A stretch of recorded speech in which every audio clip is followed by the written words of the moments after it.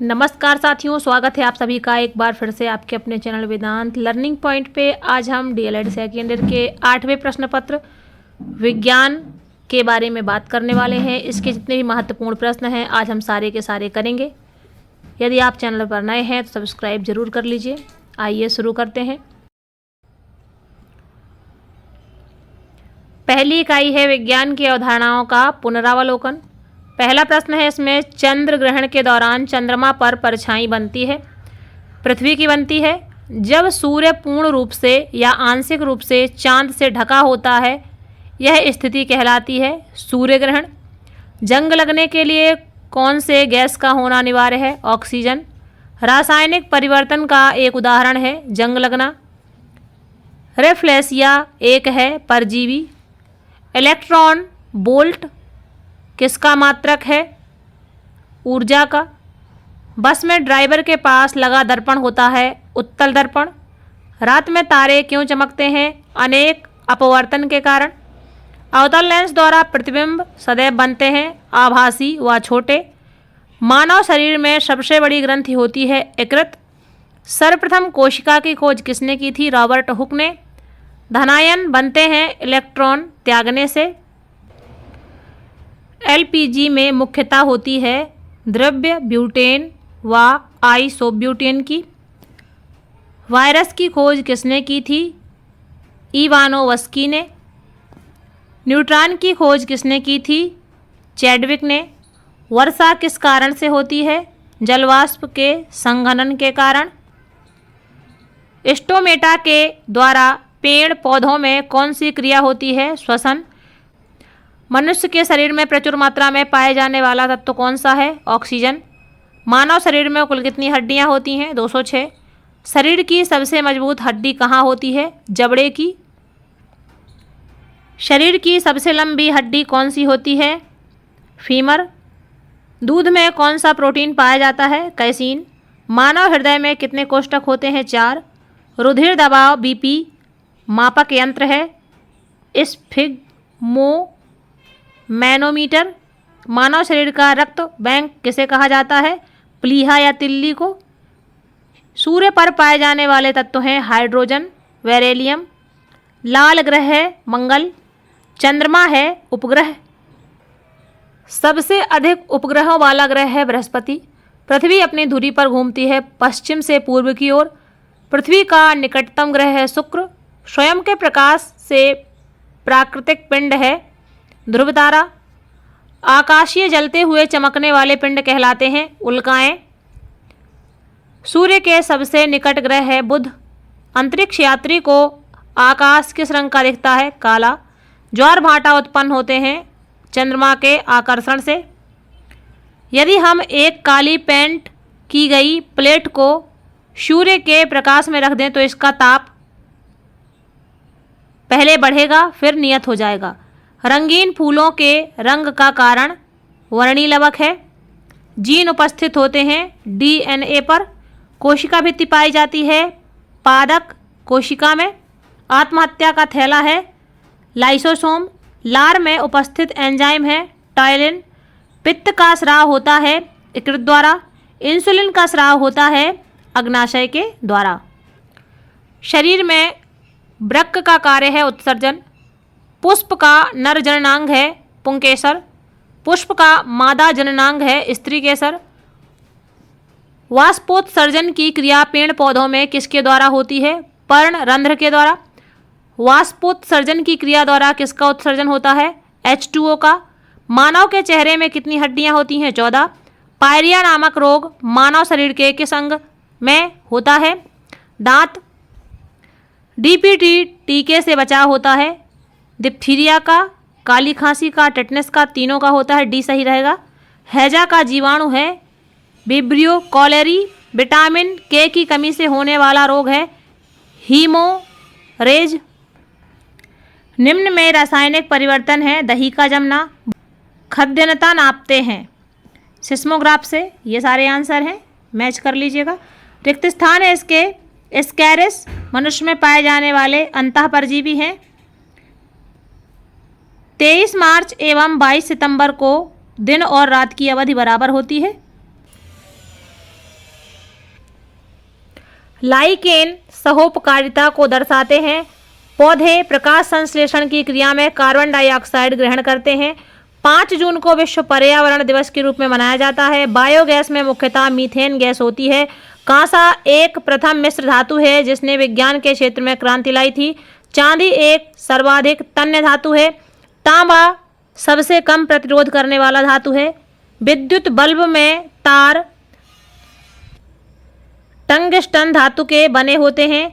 जंग का रासायनिक सूत्र Fe2O3.X2O है। सोलर कुकर की सूर्य ऊर्जा को केंद्रित करने के लिए अवतल दर्पण का प्रयोग किया जाता है। वर्षा की बूंदों में विभिन्न रंग दिखना या इंद्रधनुष का बनना वर्ण विक्षेपण का उदाहरण है। चंद्रमा एक पृथ्वी का उपग्रह है। ये सारे आंसर हैं, इसके मैच कर लीजिएगा। अब है अति लघु उत्तरीय प्रश्न। सोने में जंग क्यों नहीं लगती? अन्य धातुओं के समान सोने में जंग नहीं लगती क्योंकि सोना आवर्त सारणी में नोबल मेटल अर्थात सबसे निष्क्रिय धातु है। अतः सोना ऑक्सीजन और नमी के साथ मिलकर कोई प्रतिक्रिया नहीं करता, इसीलिए इसका क्षरण नहीं होता और यही कारण है कि सोना एक धातु होने के कारण भी इसमें जंग नहीं लगता। पवन ऊर्जा क्या है? पवन ऊर्जा बहती हुई वायु से उत्पन्न की गई ऊर्जा को कहते हैं। वायु एक नवीकरण ऊर्जा का स्रोत है।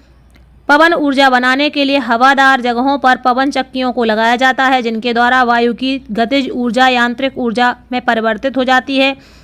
इस ऊर्जा को जनरेटर की मदद से विद्युत में परिवर्तित किया जाता है। चंद्र ग्रहण कैसे होता है?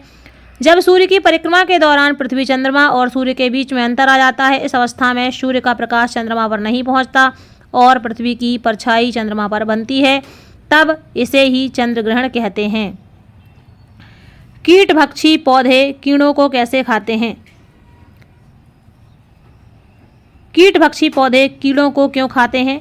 ये पौधे मुख्यतः दलदली जमीन पर पाए जाते हैं जहां नाइट्रोजन की कमी होती है। इसकी पूर्ति करने के लिए ये पौधे कीटों को खाते हैं। हवाई जहाज से यात्रा करते समय पेन से स्याही निकलने लगती है, क्यों? वायु दाब में कमी होने के कारण हवाई जहाज में यात्रा करते समय पेन की स्याही निकलने लगती है। शेविंग ब्रश को जल से निकालने के बाद इसके क्रश आपस में चिपक जाते हैं, क्यों? ऐसा पृष्ठ तनाव के कारण होता है। बिजली के कारीगर हाथ में रबड़ के दस्ताने क्यों पहनते हैं? क्योंकि रबड़ विद्युत का कुचालक होता है। पानी में डूबी हुई लकड़ी टेढ़ी क्यों दिखाई देती है? प्रकाश अपवर्तन के कारण। मोटर गाड़ियों में ड्राइवर के आगे उत्तल दर्पण लगा होता है, क्यों? मोटर गाड़ियों में ड्राइवर के आगे उत्तल दर्पण लगा होता है क्योंकि उत्तल दर्पण में प्रतिबिंब आकार में छोटा किंतु सीधा बनता है। पहाड़ों पर खाना बनाने में कठिनाई होती है, क्यों? क्योंकि पृथ्वी की सतह से ऊपर जाने पर वायुमंडलीय दाब कम हो जाता है। ठंडे मौसम में पानी के पाइप कई बार फट जाते हैं, क्यों? ठंडे मौसम में तापमान कम होने की वजह से पानी जमकर बर्फ बन जाता है और हम जानते हैं ठोस का आयतन द्रव्य से अधिक होता है, इसीलिए आयतन बढ़ने के कारण पानी का पाइप फट जाता है। चंद्रमा पर किसी वस्तु का भार पृथ्वी की तुलना में कम होने का क्या कारण है? चंद्रमा पर गुरुत्वाकर्षण बल पृथ्वी की तुलना में कम है, इसीलिए चंद्रमा पर किसी वस्तु का भार पृथ्वी की तुलना में कम होता है। रसोई गैस के रिसाव का पता लगाने के लिए उसमें मिलाए जाने वाले पदार्थ का नाम लिखिए। द्रवित पेट्रोलियम गैस एलपीजी के रिसाव का पता लगाने के लिए इसमें गंध वाला पदार्थ एथिल मरकैप्टस मिश्रित की जाती है। एलपीजी मुख्यतः आइसोब्यूटेन एवं प्रोपेन गैसों का मिश्रण है जो गंधहीन होती हैं। संतृप्त एवं असंतृप्त हाइड्रोकार्बन में मुख्य अंतर लिखिए। संतृप्त हाइड्रोकार्बन वे कार्बन यौगिक जिसमें कार्बन की चारों ओर संयोजकताएं एकल बंध द्वारा संतृप्त रहती हैं, संतृप्त हाइड्रोकार्बन कहलाती हैं। असंतृप्त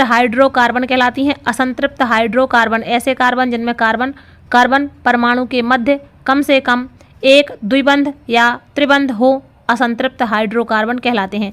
किन्हीं दो खाने वाली सब्जी के रूप में प्रयोग किए जाने वाले कवक का नाम लिखिए। कैथेरेलस और मशरूम। वर्ण विक्षेपण क्या है? श्वेत किरण के विभिन्न रंगों विभक्त होने की क्रिया को वर्ण विक्षेपण कहते हैं तथा विभिन्न रंगों के समूह को वर्णक्रम कहते हैं। इसमें रंगों का क्रम निश्चित होता है। अगला प्रश्न है, जंग क्यों लगता है? जब हम लोहे की वस्तु को नमी वाले स्थान पर रख देते हैं तो लोहे के कण नमी तथा ऑक्सीजन के साथ क्रिया करने लगते हैं और इस क्रिया को ऑक्सीजन क्रिया कहते हैं। इस क्रिया में लोहे के कण ऑक्सीजन तथा नमी के साथ मिलकर लोहे का ऑक्साइड बनाने लगते हैं, जिसके परिणाम स्वरूप लोहे पर जंग लगना आरंभ हो जाता है। लोहे पर जंग लगने के लिए नमी और ऑक्सीजन का होना जरूरी है। यदि यह उपस्थित नहीं है तो लोहे पर जंग नहीं लग सकता। यही कारण है कि लोहे की वस्तुओं पर जंग लग जाता है। बादल कैसे बनते हैं? जल निरंतर पृथ्वी की सतह से वायुमंडल से पृथ्वी की सतह में घूमता रहता है। इस चक्र को जल चक्र कहते हैं। जल चक्र के दौरान जल ठोस, द्रव्य एवं गैस के रूप में उपस्थित रहता है। सूर्य की ऊष्मा महासागरों, तालाबों एवं अन्य जलाशयों से जल को वाष्प में बदल देती हैं, तो वाष्प ऊंचाई पर जाने के कारण कम तापमान के कारण संघनित हो जाती है और बादल का रूप ले लेती है। जब बादलों में एकत्रित बूंदें भारी हो जाती हैं तब यह वर्षा के रूप में पुनः पृथ्वी की सतह पर गिरती हैं। इतना काफ़ी रहेगा। मोमबत्ती जलते समय छोटी क्यों हो जाती है? मोमबत्ती जलने से पूर्व ठोस अवस्था में होती है, अर्थात उसके अणुओं के मध्य आकर्षण बल अधिक होता है, या यूं कहें कि इसके अणु काफ़ी पास पास होते हैं, परंतु जैसे ही इसे जलाया जाता है इसके अणु ऊष्मा पाकर दूर दूर हो जाते हैं, अर्थात इसके मध्य अंतराण्विक आकर्षण बल कम हो जाता है, जिस कारण यह पिघलने लगते हैं और पिघलकर बहने के कारण इनका आकार छोटा हो जाता है, अर्थात ऊष्मा पाकर मोम के अणु दूर दूर हो जाते हैं और इनके मध्य आकर्षण बल कम होने के कारण ये अणु गति को स्वतंत्र हो जाते हैं और ठोस से द्रव्य रूप में आकर पिघलने लगते हैं, जिस कारण इनका आकार छोटा हो जाता है। पवन चक्की कैसे कार्य करती है? पवन चक्की वह मशीन है जो हवा के बहाव की ऊर्जा को लेकर विद्युत ऊर्जा उत्पन्न करती है। यह हवा रैखिक गति को पंखों की घर्षीय गति में बदल देती है। पवन चक्की का प्रयोग विद्युत ऊर्जा प्राप्त करने, पानी के सतह को ऊपर उठाने आदि के लिए किया जाता है। पवन चक्कियों को खुले मैदान तथा पहाड़ियों पर लगाया जाता है जहां वायु का वेग अधिक। पवन चक्की में पवन टरबाइन चलाकर विद्युत पैदा की जा सकती है। भारत में इस समय पवन ऊर्जा से 9587.14 मेगावाट बिजली पैदा करने की क्षमता है। बल्ब कैसे प्रकाश देता है? बल्ब दो तार के द्वारा विद्युत गुजरता है और इसमें एक फिलामेंट होता है जिसे टंगस्टन धातु से बनाया जाता है। जब दोनों तार से गुजरकर विद्युत इस फिलामेंट में पहुंचता है तो यह विद्युत ऊर्जा प्रकाश ऊर्जा में परिवर्तित हो जाता है और बल्ब प्रकाश देने लगता है। अगला प्रश्न है, ग्रहण किसे कहते हैं? हम जानते हैं कि पृथ्वी अपनी धुरी पर घूमने के साथ साथ सूर्य के चारों ओर की परिक्रमा करती है तथा पृथ्वी का एक प्राकृतिक उपग्रह है चंद्रमा, जो पृथ्वी की परिक्रमा करता है। जब चंद्रमा की पृथ्वी परिक्रमा करने के दौरान सूर्य, चंद्रमा और पृथ्वी एक सीधमर आ जाते हैं, इस अवस्था को विज्ञान की भाषा में ग्रहण कहते हैं। ग्रहण दो प्रकार के होते हैं, चंद्र ग्रहण और सूर्य ग्रहण। सूर्य ग्रहण कैसे होता है? जब चंद्रमा पृथ्वी की परिक्रमा करने के दौरान सूर्य और पृथ्वी के बीच आ जाता है, तब चंद्रमा की परछाई पृथ्वी पर आ जाती है। इस अवस्था को सूर्य ग्रहण कहते हैं। मिट्टी के बर्तन में पानी ठंडा क्यों रहता है? मिट्टी के बर्तन में पानी ठंडे होने की क्रिया वाष्पीकरण के कारण होती है। सूर्योदय तथा सूर्यास्त के समय सूर्य लाल क्यों दिखाई देता है? सूर्योदय तथा सूर्यास्त के समय सूर्य पृथ्वी से अधिक दूरी पर होता है। प्रकाश की किरणें जब सूर्य से चलती हैं तो वायुमंडल में कम तरंग दैर्ध्य वाले किरण का पूरी तरह से प्रकीर्णन हो जाता है। लाल रंग का तरंग दैर्ध्य सबसे अधिक होता है, इसीलिए ये किरणें सबसे अधिक मात्रा में हमारे आँखों तक पहुँचती हैं। इसीलिए सूर्योदय और सूर्यास्त के समय सूर्य लाल दिखाई देता है। भौतिक परिवर्तन और रासायनिक परिवर्तन में अंतर स्पष्ट कीजिए। यह एक अस्थायी परिवर्तन है जिसमें पदार्थ की आकृति, आकार, अवस्था में परिवर्तन होता है। यह एक स्थायी परिवर्तन है। इसमें कोई नया पदार्थ नहीं बनता। इसमें नया पदार्थ बनता है जिसका गुण उसको बनाने वाले अवयवी पदार्थ से भिन्न होता है। पदार्थ केवल भौतिक गुण बदलते हैं। उदाहरण, तेल का जमना, बर्फ का पिघलना। इसमें नए पदार्थ का रासायनिक गुण तथा संगठन प्रारंभिक पदार्थ से पूर्णतः भिन्न होता है। उदाहरण, जंग लगना, कागज का जलना आदि। तत्व तथा यौगिक के मध्य अंतर स्पष्ट कीजिए। तत्व को असमान गुण वाले दो या दो से अधिक सरल पदार्थों में अपघटित नहीं किया जा सकता, जैसे ऑक्सीजन को अन्य भागों में विभाजित नहीं किया जा सकता। यौगिक को असमान गुण वाले दो या दो से अधिक तरल पदार्थों में अपघटित किया जा सकता है, जैसे जल को हाइड्रोजन एवं ऑक्सीजन में अपघटित कर सकते हैं। तत्व के अणु में एक प्रकार के परमाणु होते हैं। यौगिक के अणु में सदैव दो या दो से अधिक प्रकार के परमाणु होते हैं। तत्व शुद्ध सरल पदार्थ है। उदाहरण AgAu। यौगिक केवल अशुद्ध पदार्थों के अवयव हो सकते हैं। उदाहरण H2O, CO2 और NaCl। यौगिक एवं मिश्रण में अंतर स्पष्ट कीजिए। प्रत्येक यौगिक का एक निश्चित तथा स्थिर रासायनिक संगठन होता है। मिश्रण का कोई निश्चित संगठन नहीं होता। यौगिक के गुण उसके अवयवी तत्वों के गुण से बिल्कुल भिन्न होते हैं। मिश्रण के गुण उन पदार्थों के गुण होते हैं जिनसे मिश्रण बना है। प्रत्येक यौगिक के भौतिक गुणों का मान स्थिर व निश्चित होता है। प्रत्येक यौगिक का एक निश्चित तथा स्थिर रासायनिक संगठन होता है। मिश्रण का कोई निश्चित संगठन नहीं होता है।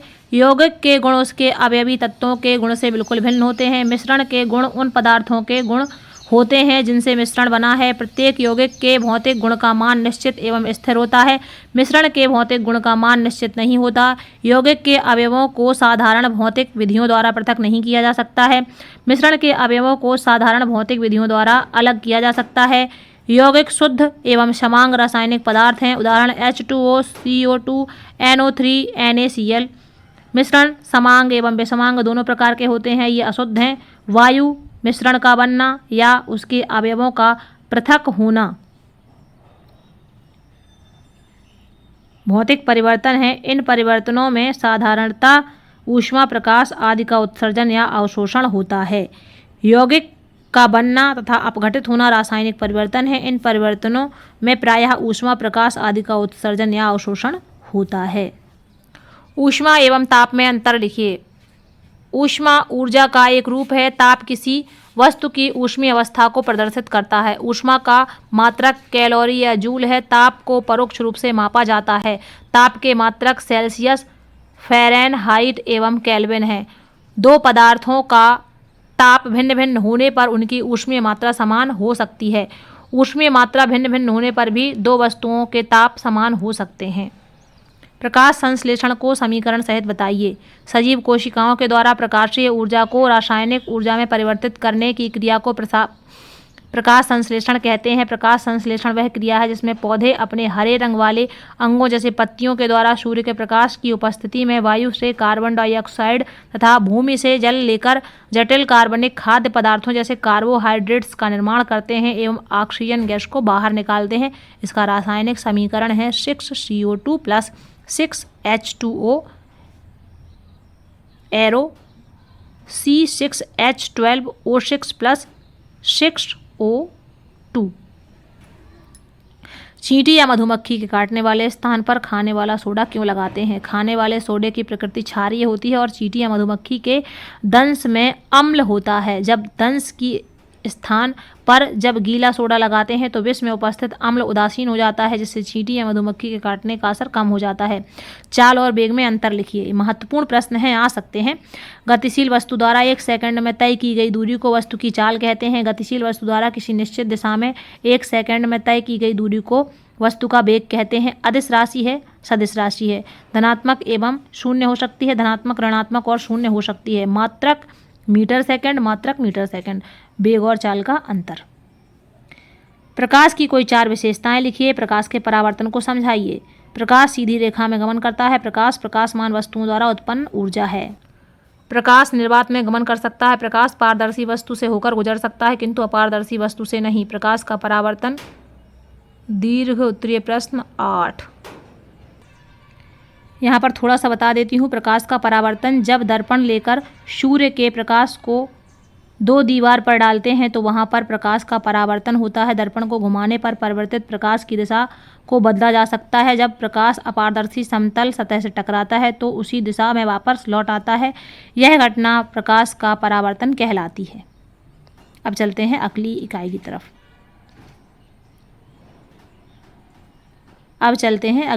तरफ। इकाई 2 है विज्ञान क्या है, जानना और बच्चों के वैज्ञानिक विचारों को समझना। प्राथमिक कक्षा स्तर पर सामान्य विज्ञान शिक्षण के 3 प्रमुख उद्देश्य हैं। ज्ञान, अवबोध, अनुप्रयोग।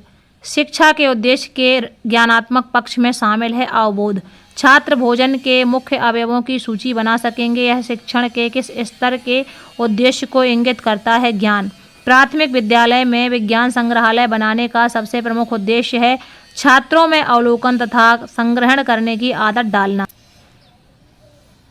व्यक्तिगत भिन्नता की अवधारणा की खोज की है गाल्टन ने। व्यक्तिगत भिन्नता पर आधारित शिक्षण विधि है मॉन्टेसरी विधि।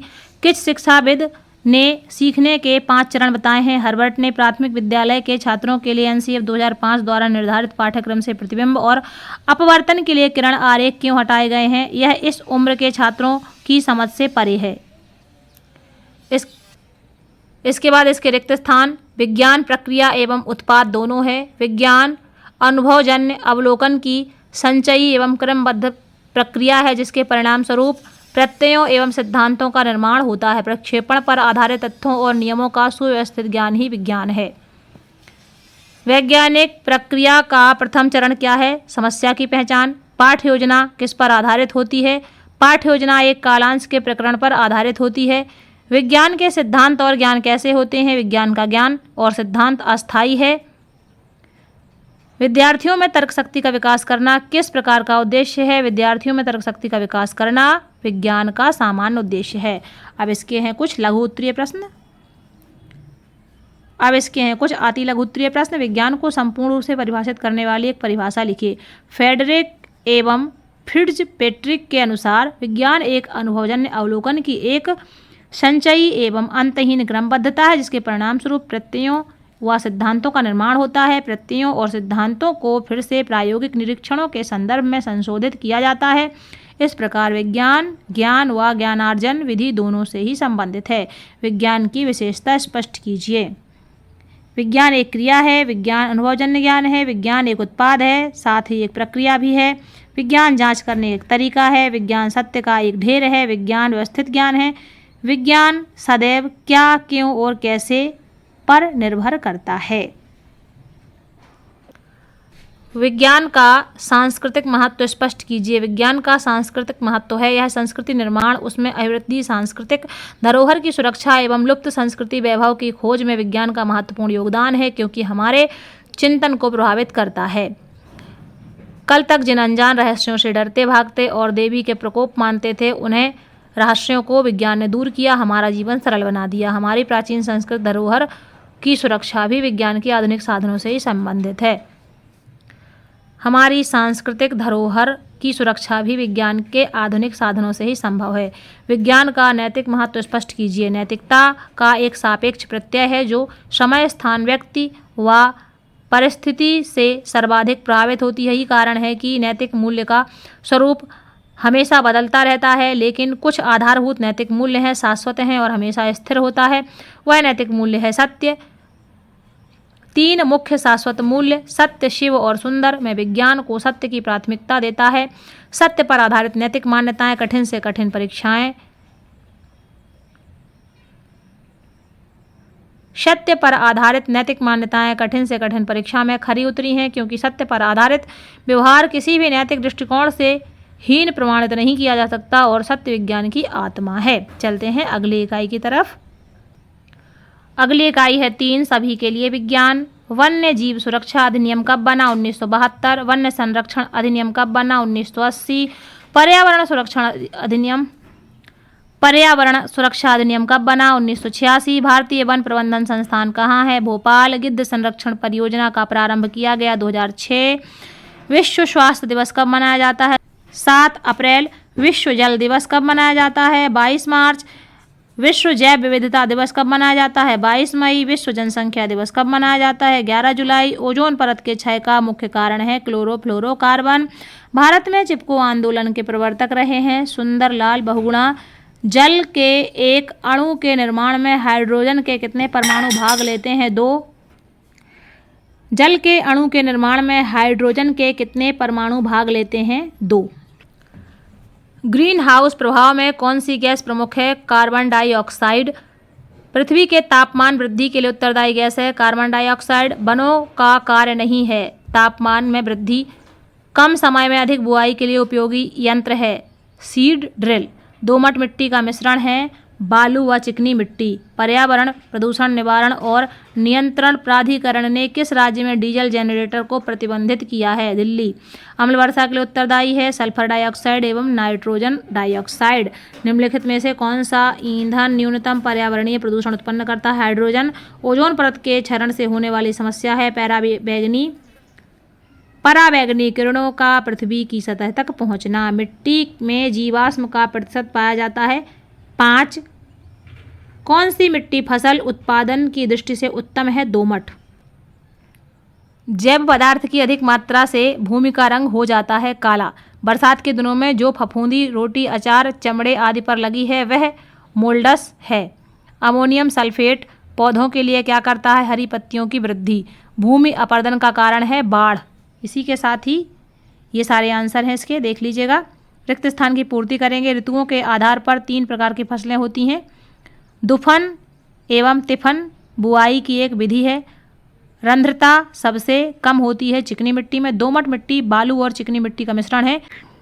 सीड ड्रिल बुआई का यंत्र है। एक वाक्य में उत्तर देना है। यूरिया क्या है? यूरिया एक रासायनिक उर्वरक है। हरित क्रांति किससे संबंधित है? हरित क्रांति फसलों पौधों से संबंधित है। रेगिस्तान का जहाज किसे कहते हैं? ऊंट को कहते हैं, तो सभी जानते हैं। प्राकृतिक संसाधनों पर दबाव का मुख्य कारण क्या है? अधिक जनसंख्या प्राकृतिक संसाधनों पर दबाव का एक मुख्य कारण है। 11 जुलाई को किस रूप में मनाते हैं? 11 जुलाई को विश्व जनसंख्या दिवस के रूप में मनाते हैं। अब चलते हैं अगली इकाई की तरफ। इकाई 4 है पाठ्य पुस्तक एवं शिक्षण विधियों का संज्ञान। पाठ्य वस्तु विधि है विषय वस्तु की सूचनाओं के संप्रेषण के लिए। नर्सरी स्कूलों की शुरुआत किसने की? फ्रॉवेल ने। विशिष्ट सामान्य तथा स्थूल सूक्ष्म की ओर शिक्षण सूत्र पर आधारित विधि है आगमन विधि। इकाई उपागम किस शिक्षाविद ने दिया है? मॉरिसन ने दिया है। शिक्षण उद्देश्यों का क्रमिक वर्गीकरण दिया गया ब्लूम के द्वारा। ब्लूम टैक्सोनॉमी का अंग नहीं है बुद्धि। शिक्षण प्रक्रिया का अंतिम सोपान है मूल्यांकन। निगमन विधि का उपयोग है सूत्र का प्रयोग करना। निम्नलिखित संप्रत्ययों में से कौन सा व्याख्यात्मक विधि से संबंधित नहीं है? बालक को शिक्षण का केंद्र माना जाता है। अनुसंधान खोज ह्यूरिस्टिक विधि के जनक हैं आर्मस्ट्रांग। परियोजना विधि के जनक हैं हेनरी किलपैट्रिक। ये सारे आंसर है, मैच कर लीजिएगा। इसके बाद इसके रिक्त स्थान। आगमन विधि ज्ञात से अज्ञात शिक्षण सूत्र पर आधारित है। नियम से उदाहरण के सूत्र पर आधारित निगमन विधि है। संज्ञानात्मक पक्ष संबंधित है मस्तिष्क से। संज्ञानात्मक पक्ष का सबसे जटिल स्तर मूल्यांकन स्तर है। चरित्रीकरण भावात्मक पक्ष का अंतिम स्तर है। ज्ञात से अज्ञात निगमन मस्तिष्क मूल्यांकन स्तर इसके आंसर हो जाएंगे, चेक कर लीजिएगा। अब है एक वाक्य में उत्तर दीजिए। एनसीईआरटी की स्थापना कब हुई? सन 1961 में। समस्या समाधान विधि में शिक्षक की भूमिका किस रूप में होती है? इसमें शिक्षक की भूमिका सुविधादाता के रूप में होती है। एनसीएफ का पूरा नाम क्या है? National curriculum framework. शिक्षण कैसी प्रक्रिया है? शिक्षण एक द्विमार्गी प्रक्रिया है। इसके कुछ लघु उत्तरीय प्रश्न देख लेते हैं। स्वनिर्मित उपकरण से क्या तात्पर्य है? भारत एक विकासशील देश है और आबादी की संख्या इतनी अधिक और संसाधन इनके अनुरूप ना होने के कारण शिक्षा में सदैव महंगे उपकरण का प्रयोग सभी विद्यालयों में उपलब्ध करा पाना संभव नहीं है। अतः ऐसे उपकरणों का निर्माण किया जाता है जो बहुत ही साधारण वस्तुओं से जिन्हें बेकार समझकर फेंक दिया जाता है अथवा बहुत ही कम मूल्य वाली सामग्री का उपयोग करके बनाए जाते हैं। इस प्रकार के बनाए गए उपकरणों को ही स्वनिर्मित उपकरण का नाम दिया जाता है। विज्ञान शिक्षण में पाठ्य पुस्तक का महत्व क्या है? देखिए, ये जो प्रश्न है ये अति लघु उत्तरीय में भी आ सकते हैं, दीर्घ उत्तरीय में भी आ सकते हैं, तो इन्हें ध्यान से देख लीजिए। प्रत्येक विषय के शिक्षण के लिए पाठ्य पुस्तक आवश्यक होती है। शिक्षण का आधार पाठ्य पुस्तक होती है। विज्ञान विषय में भी पाठ्य पुस्तक अत्यंत सहायक होती है। प्राथमिक स्तर के बच्चे विज्ञान की बातें अनुभव और निरीक्षण से ग्रहण करते हैं, परंतु उच्च कक्षाओं में बालकों के लिए पाठ्य पुस्तकों का होना आवश्यक है। पाठ्य पुस्तक बालक और अध्यापक दोनों की सहायता करते हैं। पाठ्य पुस्तकों द्वारा शिक्षक एवं छात्र दोनों ही महत्वपूर्ण तथ्य और सूचनाएं स्वयं प्राप्त कर लेते हैं। पाठ्य पुस्तकें स्वाध्याय को प्रेरणा देती हैं। पाठ की तैयारी में पाठ्य पुस्तकों से मदद मिलती है। बालकों को गृह कार्य पूर्ण करने में मदद मिलती है। विषय वस्तु का संगठित स्वरूप प्राप्त होता है। इसके बाद अगला प्रश्न है, एनसीएफ 2005 में किस प्रकार की पाठ्य पुस्तकों की संकल्पना की गई है? एनसीएफ 2005 के अनुसार कहा गया है कि पाठ्य पुस्तकें पाठ्यचर्या के उद्देश्यों एवं व्यवहारों के अनुसार होनी चाहिए। शिक्षक प्रायः नीति संबंधी दस्तावेज नहीं देखते, वे केवल पुस्तकें तक ही सीमित रहते हैं। अतः ऐसी व्यवस्था करनी चाहिए कि पाठ्य पुस्तकों के माध्यम से पाठ्यक्रम के उद्देश्यों, व्यवहारों एवं कक्षा की गतियाँ सुसंगठित हो सकें। पाठ्य पुस्तकें हमारे देश में अधिकांश स्कूली बच्चों के लिए एक उपलब्ध और वहन करने योग्य साधन है। अतः पाठ्य पुस्तकों का विकास और उपयोग आरंभिक एवं मूलभूत स्रोत के रूप में होना चाहिए। पाठ्य पुस्तकों के वैकल्पिक लेखन को बढ़ावा देना चाहिए। राष्ट्रीय एवं राज्य स्तर की पाठ्य पुस्तक व लेखन प्रक्रिया में सुधार करना चाहिए। पाठ्य पुस्तकों में शिक्षकों के व्यवहारिक अनुभवों को महत्व देना चाहिए। चलते हैं अगले यूनिट की तरफ। अंतिम यूनिट है 5 कक्षा योजना और मूल्यांकन। विज्ञान शिक्षण में उपचारात्मक शिक्षण का मुख्य उद्देश्य है विशिष्ट विद्यार्थियों की अधिगम समस्या का समाधान करने में उनकी सहायता करना। रचनात्मक आकलन के लिए क्या सही नहीं है? तिमाही परीक्षा। पेडागॉजी शिक्षा छात्र संबंधित है शिक्षण विधि से। एनसीएफ 2005 के द्वारा शिक्षक की भूमिका होनी चाहिए सुविधादाता की। इनमें से कौन सा शैक्षिक उपलब्धि नहीं है? आनुवांशिकता। सतत एवं व्यापक मूल्यांकन में व्यापक मूल्यांकन से तात्पर्य है शैक्षिक एवं सह शैक्षिक क्षेत्र का मूल्यांकन। सीखने के आकलन निम्नलिखित का ध्यान रखता है शिवाय विद्यार्थियों की आवश्यकता। विज्ञान में मूल्यांकन सभी क्रियाकलापों का एकीकृत भाग होना चाहिए। निम्न में से कौन सा एक उपयुक्त रचनात्मक आकलन का कार्य नहीं है? विद्यार्थियों का योग्यता क्रम निर्धारित करना। मूल्यांकन के पक्ष हैं संज्ञानात्मक, भावात्मक, कौशलात्मक। उपर्युक्त सभी इसका आंसर हो जाएगा। प्रश्न पत्र निर्माण प्रक्रिया है ब्लूप्रिंट। मौखिक परीक्षा प्रारंभ किया ग्लेडाइड्स ने। ये सारे आंसर हैं। रिक्त स्थानों की पूर्ति करेंगे। सतत एवं व्यापक मूल्यांकन सीखने को किस प्रकार अवलोकित, रिकॉर्ड एवं सुधारा जाए पर बल देता है। शिक्षिका अपने विद्यार्थियों को क्षेत्र भ्रमण से लाने के बाद भ्रमण पर चर्चा करती है। वह सीखने का आकलन की ओर संकेत करता है। बच्चों का मूल्यांकन सतत एवं व्यापक मूल्यांकन द्वारा होना चाहिए। मूल्यांकन होता है मात्रात्मक और गुणात्मक। मूल्यांकन मापन प्लस मूल्य निर्णयन मूल्यांकन।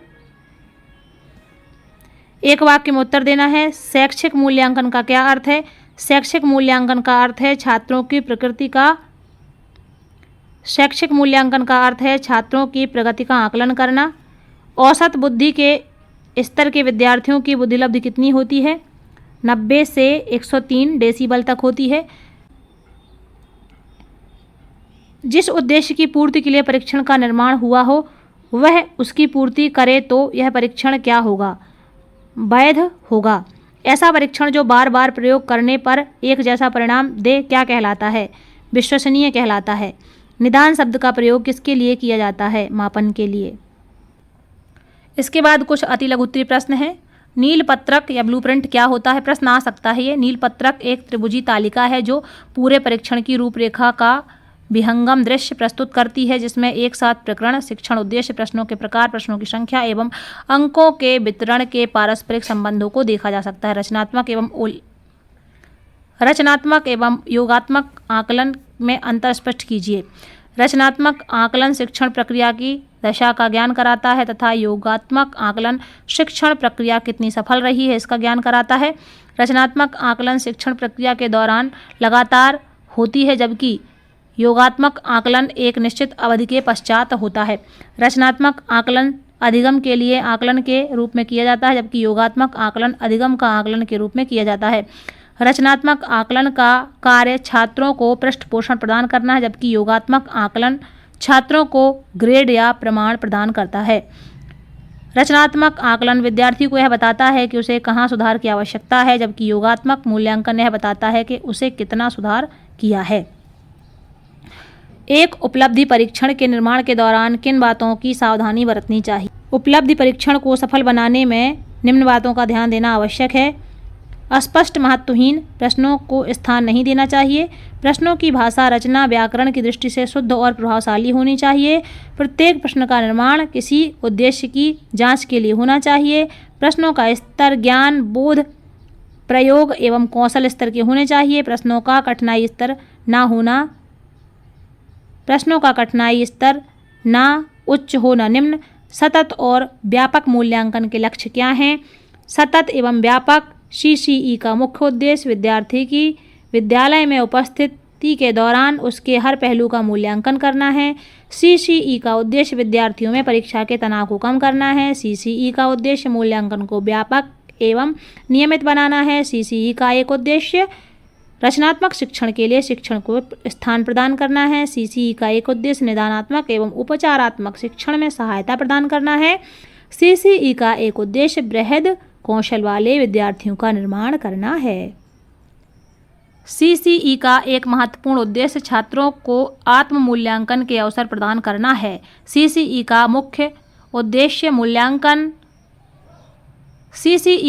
मूल्यांकन प्रक्रिया को शिक्षण अधिगम की प्रक्रिया का एक अभिन्न अंग बनाना है। इसी के साथ ही विज्ञान के ये सारे प्रश्न पूरे होते हैं। मिलते हैं अगले पेपर के वीडियो में। तब तक के लिए आप सभी का धन्यवाद। आप सभी का दिन शुभ हो।